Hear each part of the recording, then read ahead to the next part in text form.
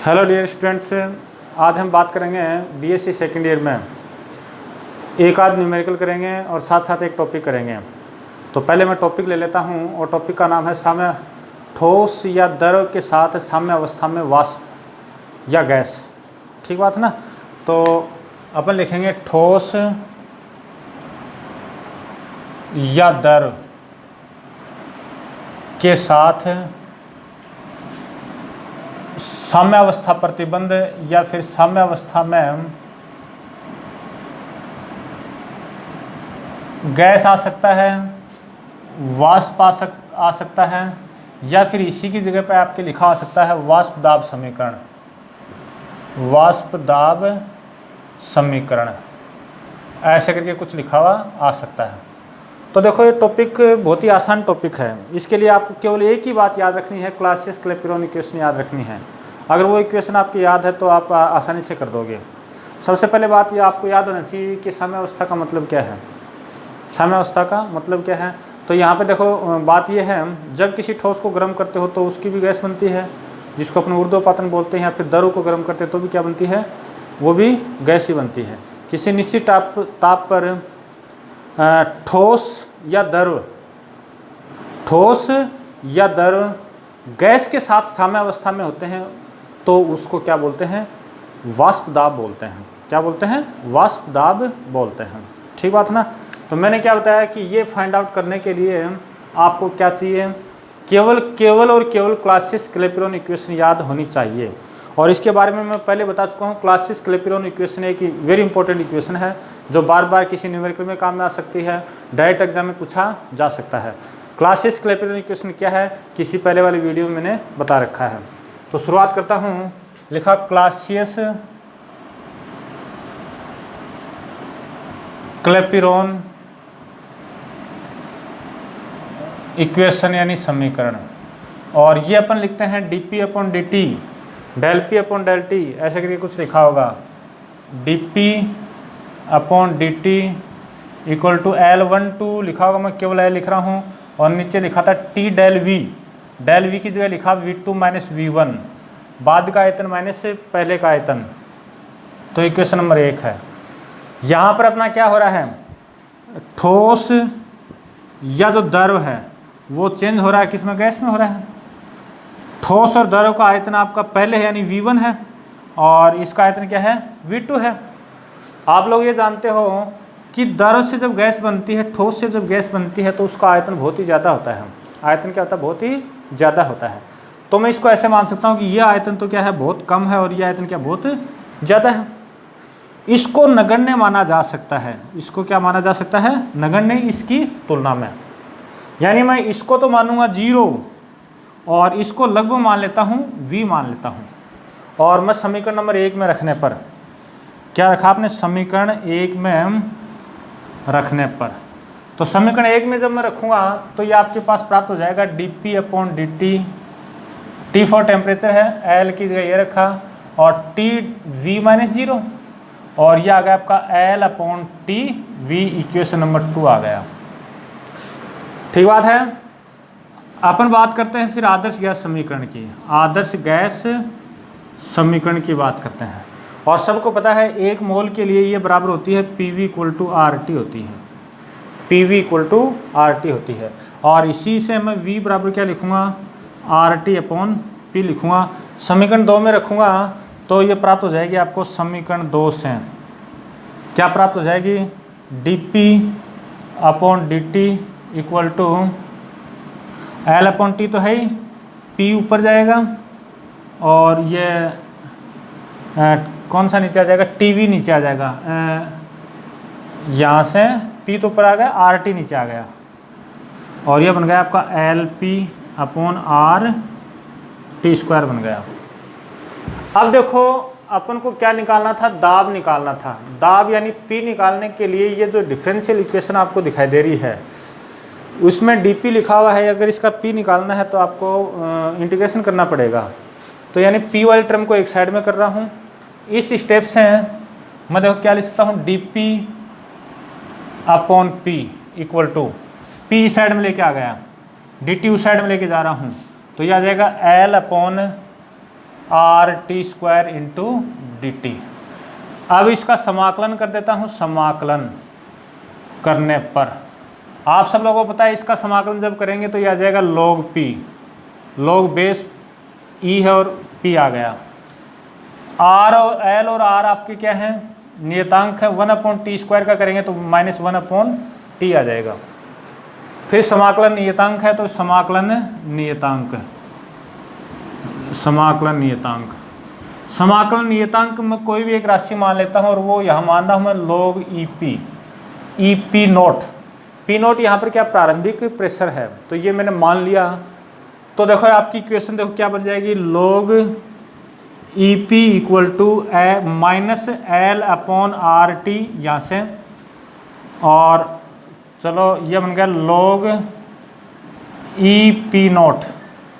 दोबारा गौर करो, ये एक समाकलन नियतांक है, ये कुछ भी लिया जा सकता था। यहाँ पर log P नोट मान लिया। P नोट यहाँ का क्या प्रारंभिक प्रेशर है। यह आपका हो जाएगा log P/P note equal to -L/RT। और इसी से मैं क्या ले सकता हूँ, P/P note equal to e⁻⁻L/RT। यहाँ से क्या लिखा जा सकता है, P equal to P naught exponential, e की जगह लिख दिया मैंने एक्सपोनेंशियल, और -L/RT। यह आपकी वाष्प दाब समीकरण बोल दो, या फिर ये वो वाष्प दाब आ गया जब ठोस और द्रव वो गैस के साथ क्या होते हैं, साम्य अवस्था में होते हैं। यहाँ पर ध्यान देने वाली बात है, P है वो L पर भी डिपेंड कर रहा है। L यानी लेटेंट हीट पे डिपेंड करता है, और माइनस है यानी जैसे जैसे L बढ़ेगा वैसे वैसे P क्या होगा, कम होगा।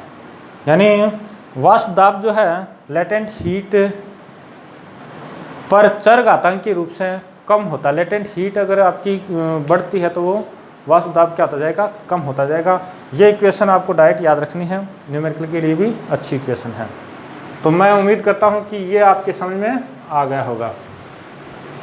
यहाँ पर इसके अंदर देखो मुख्य बात क्या की, उसको समझो थोड़ी सी बात को। कुछ भी नहीं किया, शुरुआत में मैंने ये बात बोली कि ठोस और किसी निश्चित ताप पर अवस्था परिवर्तन होता है। ठोस और द्रव जब किसी गैस में रूपांतरित होते हैं तो टेम्परेचर T तो नियत होगा, तो नियत ताप पर, ये शब्द बोला एक, तो नियत ताप पर ठोस और द्रव का गैस के साथ साम्य अवस्था प्रतिबंध, ठीक बात ना। तो इसके लिए अपन P अपने फाइंड आउट किया है और P आया है P equal to P naught exponential -L/RT। R क्या है, T क्या है सबको पता है, और -L के बारे में मैंने ये बात की कि वाष्प दाब का मान है वो लेटेंट हीट के साथ चरघातांकी रूप से क्या होता है, कम होता है। अब देखो ये अपना एक टॉपिक हो चुका है। इसके बाद में मैं एक न्यूमेरिकल कर लेता हूँ जो कि इम्पोर्टेंट है, बढ़िया है और किसी के द्वारा पूछा गया है, ठीक है ना। वो न्यूमेरिकल है आपका, आज की सिद्ध कीजिए न्यूमेरिकल जो है कि आपको प्रूव ये करना है किसी आदर्श गैस की आंतरिक ऊर्जा है वो आयतन पर निर्भर नहीं करती है। क्या लिखा मैंने, प्रूव क्या करना है कि आदर्श गैस, आइडियल गैस की आंतरिक ऊर्जा में परिवर्तन आयतन पर निर्भर नहीं करता, और जबकि वास्तविक गैस के लिए ये आयतन पर डिपेंड करता है। वास्तविक गैस के लिए किस पर डिपेंड करता है, आयतन पर डिपेंड करता है। मेरे हिसाब से सबसे पहला काम होता है कि क्वेश्चन समझ में आए। क्वेश्चन क्या है कि किसी आदर्श गैस की आंतरिक ऊर्जा में परिवर्तन जो है वो आयतन पर डिपेंड नहीं करता है और वास्तविक गैसों के लिए करता है। तो इसको प्रूव कैसे करेंगे, देखो प्रूव करने के लिए केवल इतनी सी बात है, अपन शुरुआत अपन कर सकते हैं कि ऊष्मागतिकी के प्रथम और द्वितीय नियम से। तो प्रथम और द्वितीय नियम से ऊष्मागतिकी के प्रथम व द्वितीय नियम से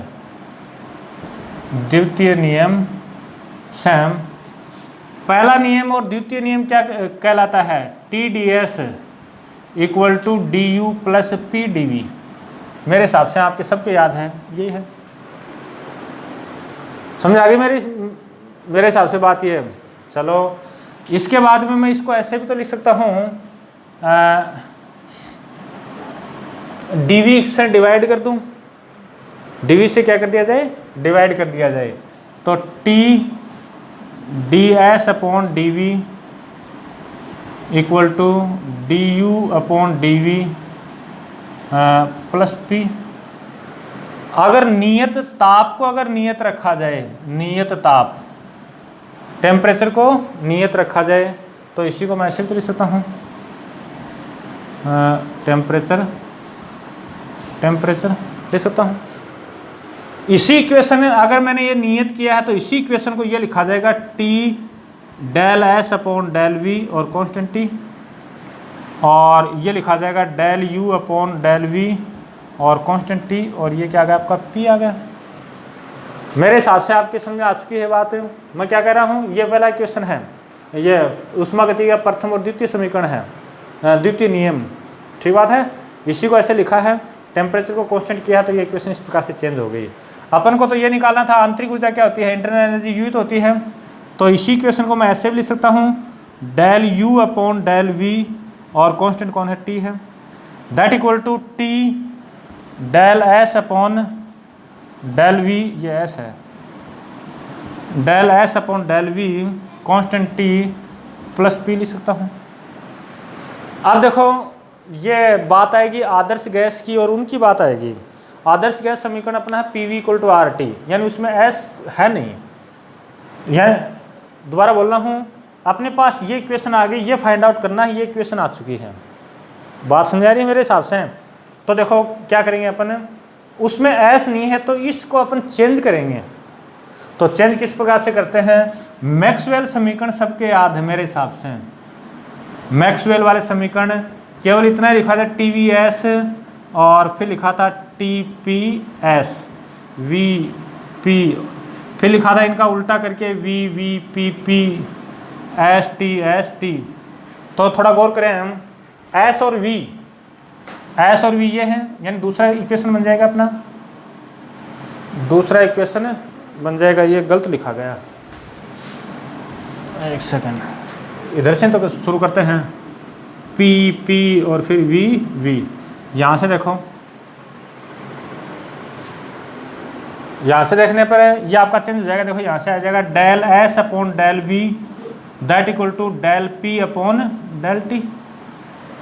del S upon del V, इस साइड में तो कांस्टेंट किसको रखा जाएगा, T को, और इस साइड में कांस्टेंट किसको रखा जाएगा, V को। यानी मैक्सवेल समीकरण से मान रखूं तो ये प्राप्त हो जाए T del P upon del T और कांस्टेंट कौन है यहाँ पर V। अरे मैक्सवेल के दूसरे समीकरण से वैल्यू पुट की है, और प्लस में क्या आ गया आपका, कांस्टेंट P आ गया।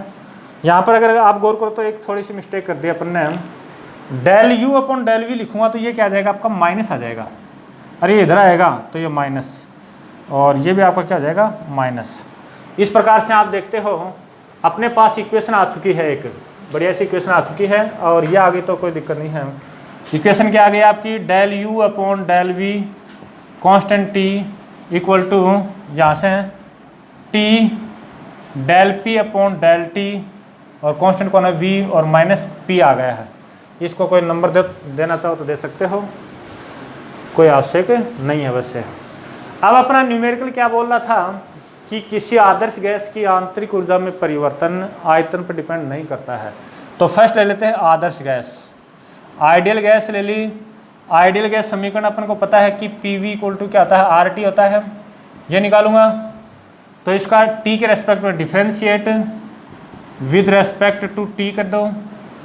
अगर आप ऐसा करते हो इसी से तो V तो बाहर आ जाएगा, और del P upon del T और कांस्टेंट कौन है, V। अच्छा ये साइड हो गई, इसके बाद में ये R आ जाएगा। अरे T का 1 हो गया, T का हो गया 1 हो गया, तो ये आपके पास में प्राप्त हो गया del P upon del T और कांस्टेंट कौन है, V है, दैट इक्वल टू आ गया R अपॉन V। समीकरण में मान रखूँगा del U upon del V, constant आपका T हो गया, T और इसकी वैल्यू कितनी है, R अपॉन V और माइनस P। सबको पता है मेरे हिसाब से। R T upon V minus P, इस आर टी से क्या रखूँ P V upon V minus P, V से वी कैंसिल तो कितना आ गया 0 आ गया। यानी del U upon del V, del U upon del V आपका क्या आ गया 0 आया। इसका मतलब ये हुआ u आपका क्या हो गया आपका नियत हो गया, ये v पर निर्भर नहीं करता है, v पर निर्भर ये है नहीं करता है। तो मेरे हिसाब से समझ आया होगा। अगर ये इक्वेशन आप निकालते हो तो आगे आपकी कोई दिक्कत नहीं होती है। अब इसका पार्ट नंबर 2, पार्ट नंबर 2 में ये बोला था वास्तविक गैस के लिए, तो भाग नंबर 2 इसका जो रियल गैस है, अगर मैं उसकी बात करूं, वास्तविक गैस की अगर मैं बात करता हूं तो वास्तविक गैस समीकरण आपको याद है, और वास्तविक गैस समीकरण क्या होता है P प्लस ए अपॉन वी स्क्वायर, और ये लिखा V minus B equal to R T रखा। इसी समीकरण को मैं ऐसे भी तो लिख सकता हूँ, ये V है, P plus A upon V square equal to R T upon V minus B कर सकता हूँ। फिर मेरे को ये निकालना है, तो देखो डिफ्रेंशिएट कर दो इसको विद रेस्पेक्ट टू किसके t के, एट कांस्टेंट v। तो यहाँ से क्या आ जाएगा, ये p का करेंगे तो del p upon del t, constant कौन है v है, v कांस्टेंट है तो ये पूरे क्या आ जाएगा 0 equal to r upon v minus B तो रह जाएगा, और t का क्या हो गया 1 हो गया, बाकी कांस्टेंट तो वो 0 होता जाएगा। कहने का मतलब है del P upon del T की वैल्यू आ गई, del P upon del T value ये आ गई। तो देखो आपका क्या प्राप्त होता है, del U upon del V, constant कौन है टी, इक्वल टू ये वैल्यू यहाँ पुट कर रहा हूँ, तो ये आपके देखो ये R upon V minus B है, तो इधर आके क्या हो जाएगा R T minus upon V minus B हो जाएगा। अरे सही है ना, टी तो छोड़ दिया और इसकी जगह वैल्यू ये पुट की है, that equal to minus P. अपन लोग यहाँ से क्या जानते हैं कि R T upon V minus B किसके बराबर है, इसके बराबर है, तो ये चेंज हो जाएगा पी प्लस ए अपॉन वी स्क्वायर, और माइनस पी है ही अपना, इस पी से आपका क्या हो गया पी कैंसिल हो गया।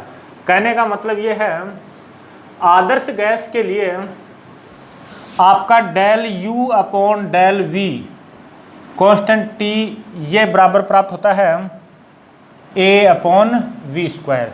इस समीकरण से आपको साफ साफ दिख रहा है कि आदर्श गैस की एंट्रोपी में जो परिवर्तन, ये आंतरिक ऊर्जा में जो परिवर्तन होता है वो वी पर डिपेंड कर रहा है, वी पर डिपेंड कर रहा है। फिर भी देखो अपन ऐसे करते हैं कि माना कि वास्तविक गैस की प्रारंभिक आंतरिक ऊर्जा U1 है और बाद में क्या हो गई U2 हो गई। कब, जब आयतन V1 से क्या हुआ V2 हुआ। तो इसी समीकरण को मैं ऐसे भी तो लिख सकता हूँ d U equal to a upon V square और डी वी। फिर इसका समाकलन कर दूँ, समाकलन करेंगे तो इसकी सीमा कहाँ से कहाँ तक है, U1 से U2, और यह है V1 से V2 है। यह आपका क्या आ गया U, और लिमिट आपका क्या है U1 से U2 है। सेम ऐसे ही इसमें a तो बाहर आ जाएगा, और 1 अपॉन वी स्क्वायर है तो ये हो जाएगा -1 अपॉन वी, और सीमा कहाँ से कहाँ तक है V1 टू V2 तक। यह आपका क्या हो गया U2 minus U1 equal to value put कर रहा हूँ a upper limit 1 upon minus V2, और 1 प्लस हो जाएगा 1 अपॉन V1 हो जाएगा। इस प्रकार से आप कह सकते हो a अपॉन V1 और a अपॉन V2। यह समीकरण आपको क्या बता रहा है लास्ट वाला, या तो यहाँ से बोल दो या फिर यहाँ से बोल सकते थे। यह समीकरण आपको बता रहा है किसी वास्तविक गैस की आंतरिक ऊर्जा में जो परिवर्तन है वो आयतन पर डिपेंड करता है, जबकि आदर्श गैस की आंतरिक ऊर्जा में परिवर्तन आयतन पर डिपेंड नहीं करता है। इस प्रकार से देखो ये यूनिट अपनी कंप्लीट होती है। फिर भी आपको कोई और क्वेश्चन अगर पूछना हो तो आप कमेंट के द्वारा सूचित कर सकते हो, या अपने व्हाट्सएप ग्रुप है उसमें सूचित कर सकते हो कि वो क्वेश्चन हमें बताना है, या फिर कोई टॉपिक समझ में नहीं आया है दोबारा पूछना है तो दोबारा आप पूछ सकते हो, दोबारा कर लेंगे, कोई खास फर्क नहीं पड़ता है हम। ठीक है, थैंक यू, धन्यवाद।